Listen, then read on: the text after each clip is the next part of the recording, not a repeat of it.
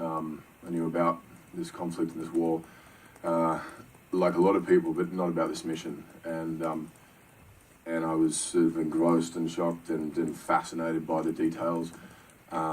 Then speaking with the real guys through the process, and there's just such an honesty and an openness and lack of sort of, you know, dramatization or ego or so on as they retell and recount these events, and such a humility, you know. And as you say, they're real heroes, and that, you know, to put themselves in these positions in harm's way with their safety in jeopardy, you know, but for the rest of our safety, is something beyond admirable, something that is inspiring, and something that, you know, I felt an honour to be asked to play this character and be part of this story, but you know, definitely felt the weight of that responsibility. I think we all did, and was very thankful that we had the real guys there. We had this amazing cast, crew, producer. We had Doug, this sort of resource of knowledge at our fingertips. So it was an incredible experience, and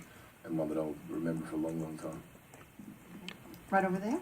Hi, it's such a great story, and when you're watching these characters, they have such fearlessness, and they discuss in the movie the difference between a soldier and a warrior.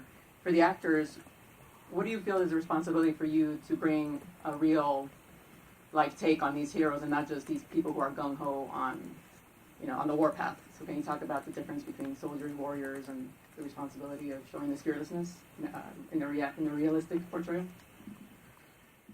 Yeah, but for all the actors. David, yeah, sure. You guys want to? Go ahead, Trevante. All right.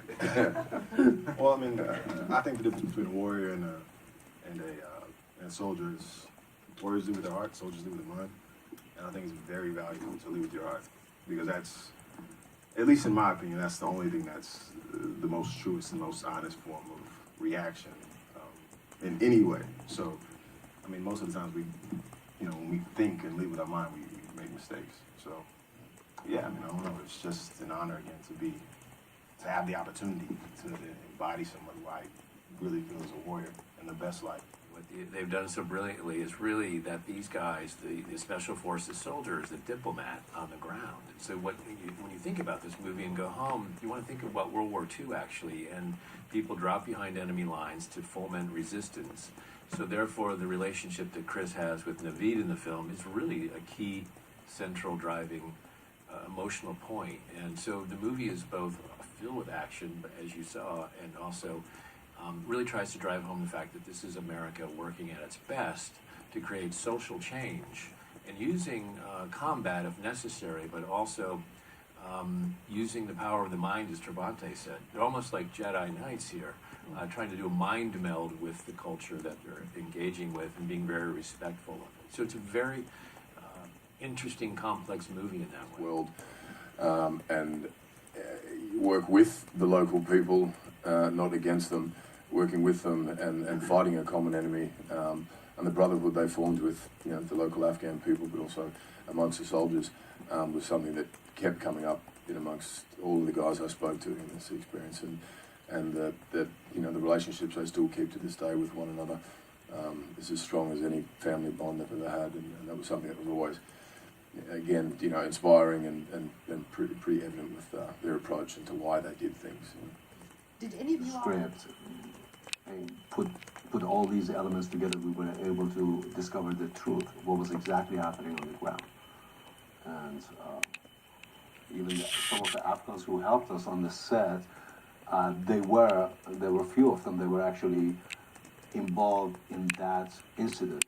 They were there. There were soldiers who are right now refugees and they live in Albuquerque. And I think they really helped us by telling us exactly how they were feeling. And for me, it was crucial just to sit there and listen to them. And it was great too, because Navid reached out to a lot of these communities, and he should get a lot of credit for that. It was great to have the real people there, authentic Afghans who knew it, just like we had authentic people teaching us how to, you know, do the military stuff right. We had them as well, and thank you, Navid, for that. My pleasure. No, one of the most important things was because I think this is the first film that truly shows what Afghans went through and how we united with them to achieve our goal. And the families that I talked to them, some of them, they didn't want to be involved in the film.